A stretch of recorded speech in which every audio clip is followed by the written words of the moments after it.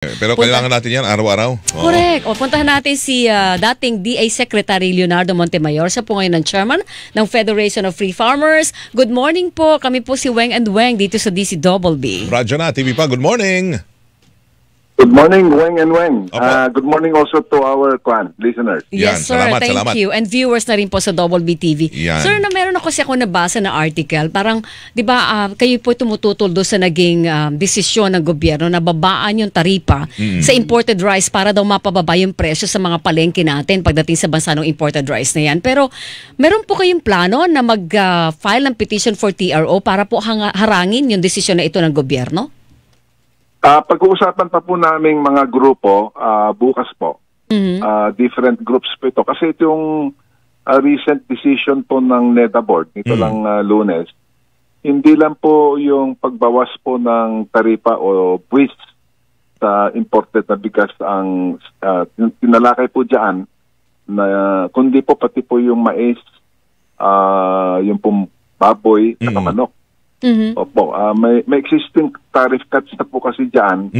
Ngunit under that NEDA Board decision, ipapalawig po hanggang 2028 including itong proposal na ipabawasan po yung taripa sa bigas ng down to 15% all the way to 2028 yan. Actually, kaya po malaking tago po yan sa amin.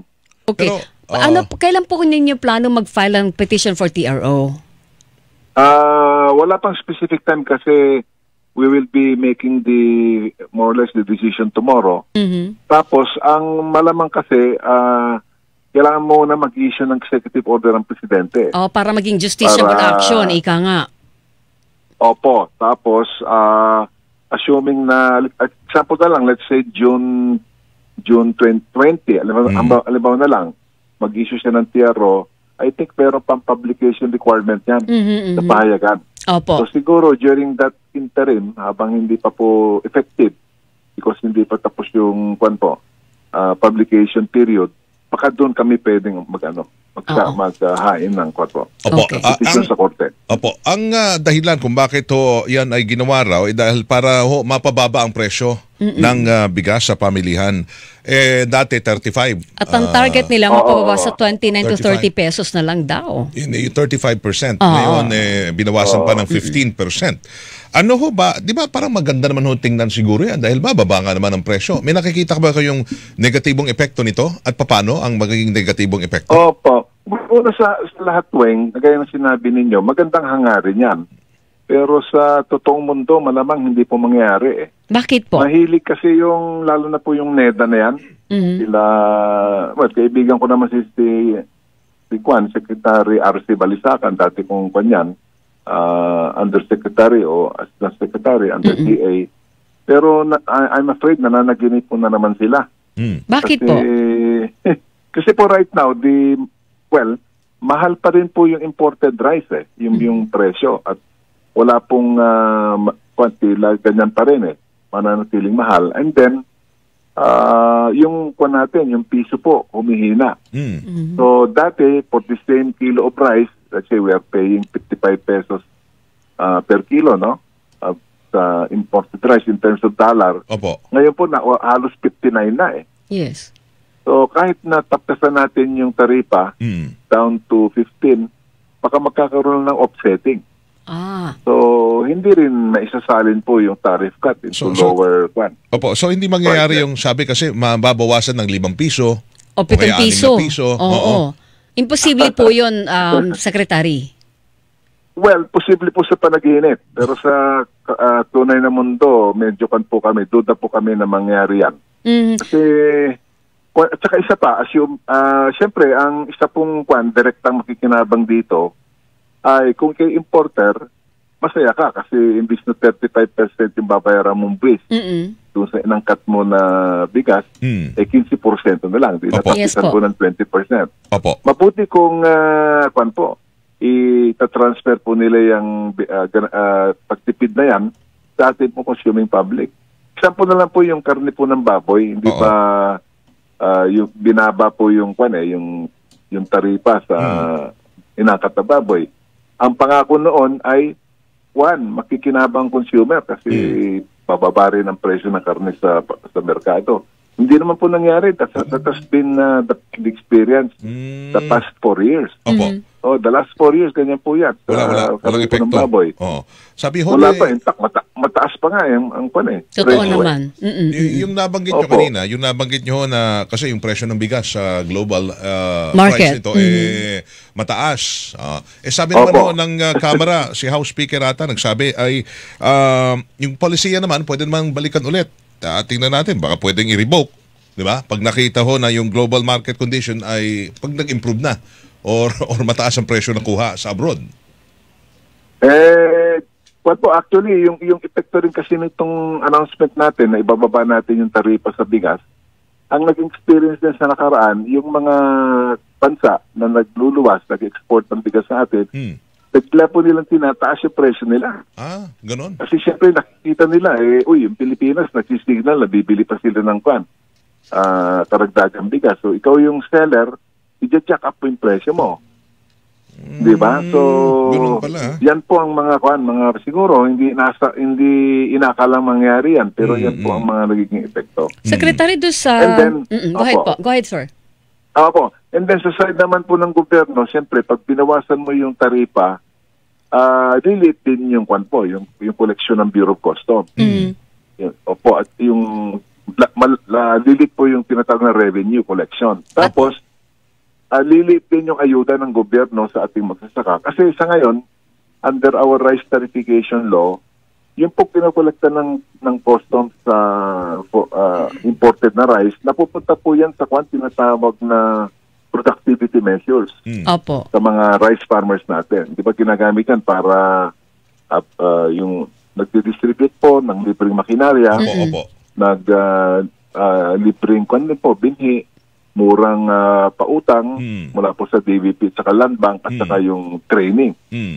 Matatapisan po ng malaki yan pagka 50% na lang ang taripa sa bigas, siyempre ililit nga yung ponto para dyan. Paano po yung sa target nila na pag naamyandahan yung RTL, from 10 billion, gagawin pong 15 billion yung ayuda sa ilalim po ng batas para sa magsasaka? Precisely nga, magpo-contradict yung plano na taasan yung tinatawag na Rice Competitiveness Enhancement Fund. Ang gusto nga ni Senator Cynthia Villar, siya po yung chairman ng Senate Committee on Agriculture, from the existing 10 billion po na pondo, gagawin po niyang 20 billion. Ang House version naman po, 15 billion po yung pinasa nila. Ang mangyayari pagka tinuloy itong tariff cut, imbis na 15 or 20 billion po, ang magiging laki po ng pondo niyan, liliit po yan. So, yan po ang epekto po. At saka siyempre, down the road, malaki pong impact po niyan sa presyo po ng palay. Okay. Dami pong estimate. Secretary, babalikan ko lang yung punto ng pinaplano ninyo na pagpa-file ng petition for TRO kasi dapat syempre may legal basis. Ano pong legal basis na nakikita ninyo para maharang yung ganong desisyon ng gobyerno para sa mas mababang taripa sa imported rice? Siguro isa po sa mga magiging dahilan, basis namin, yung hindi po nasunod yung proseso. Na nakasaad mismo sa ating mga batas at reglamento. Kasi bago kasi magkaroon ng tariff cut through an executive order, kailangan mayroong po yan. Unang-una may mga hearings o pandinig na kinokontak po yun ng Tariff Commission. Tariff Commission is also under NEDA. As in the past, palaging ganyan po.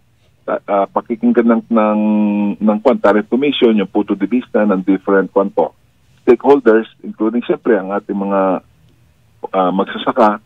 And then, based on the hearings at saka yung assessment po ng Tariff Commission, nagsasabit po yan ng rekomendasyon. Ultimately, umakyat po yan sa NEDA board. And hindi po kayo nakonsulta?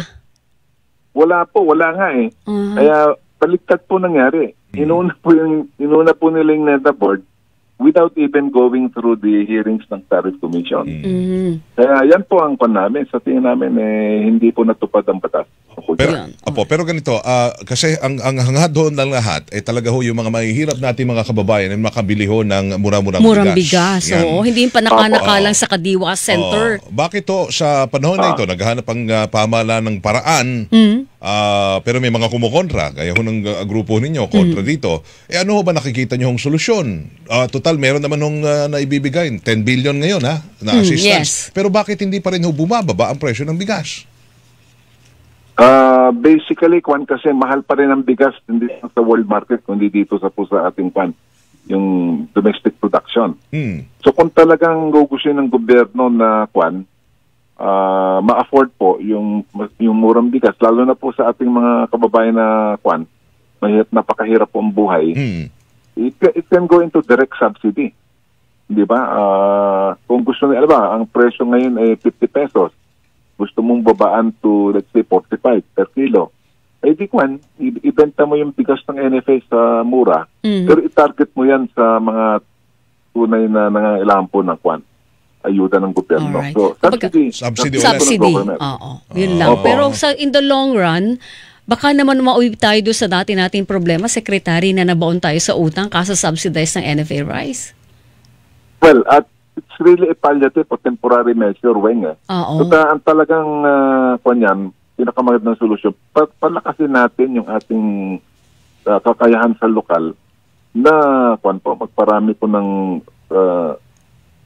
rice production natin sa Pilipinas. And that is where yung ayuda is very important, yung binanggit ko kanina. Opo. Para our local farmers will have all yung mga pondo ba at saka resources para mapalakas ang ating self-sufficiency situation. Okay. So wala akong mangyayari na pwedeng umabot tayo sa 29 pesos ang kilo ng bigas. Medyo sa pangarap daw sabi ni sa pangarap daw sabi ni magdasal tayo siguro na yung presyo ng imported rice bababa po yan. Isa po na dapat pagdasal natin. Pangalawa, yung La Nina, magdasal din tayo, hindi masyadong malakas ang tama niyan. So maraming factors na na at play. It's not just the tariff cut that will be the solution. Okay. Sige po. Abangan natin. It's a good maganda pong layunin, pero dapat palalimin pa natin ang ating analysis. Kung talaga bang ito ba ay makakatulong o imbis na makatulong, baka lalong babaon po yung natin. So, ang recommendation nyo po ay i-hold up muna, wag muna oradang ipatupad, pag-aralan pang mas mabuti. Opo, at undergo the process of yung consultation man lamang. Opo, okay. At saka baka pwede i-import yung mga regular well-made, yung mga premium. Pwede ba yun, Secretary? Isa pa yun sa hindi na pag-usapan kasi karamihan ng ating inangkat, ito pong mga good quality, yung 5% premium broken, premium rice po yan Hindi po umangkat sa ngayon ng private sector po ng yung dating inangkat ng NFA, yung 25% broken na mas mura. Hindi mo na mapilit yung private sector ang kanilang angkatin 25% broken. At nandun ang problema natin sa imported rice. Siguro another approach later, pagka na-amendan po yung rice tariffication law at ibabalik po yung some of the functions of the NFA, allow NFA, pagka extreme emergency, allow NFA to import. Let's say government to government, tapos para makamura, and then di papasok yung 25% broken. Yun. Yes. Alright. Pero para mas marami available. Para mas marami makikinabang. Para murang bili. But make it available only to the poorest of the poor. So, isaan yan sa Kadiwa outlet, dedicated outlet. Okay. Huwag yung dating ginagawa na basta binibili po ng retailers tapos hinahalo po yung bigas ng NFA sa kanilang commercial stock. Daya na yun, Secretary. Daya yun. Sige, babantayan po natin ito. Go ahead, sir. So maraming pwedeng gawin. Pero masyadong narrow ang approach ng NEDA Puros tariff cuts na tinatamaan lalo. Magsasaka, pati yung kaba ng gobyerno na base sa past experience, tariff cuts do not solve the problem. Alright. Salamat. Secretary, salamat po sa maagang gising ha. Thank you. Opo, maraming salamat din po sa inyo. Thank you, sir. So next time po ulit. Yeah. Mga kapuso, nakausap natin si Ginoong Leonardo Montemayor, dating secretary ng Department of Agriculture at chairman ng Federation of Free Farmers. Yan.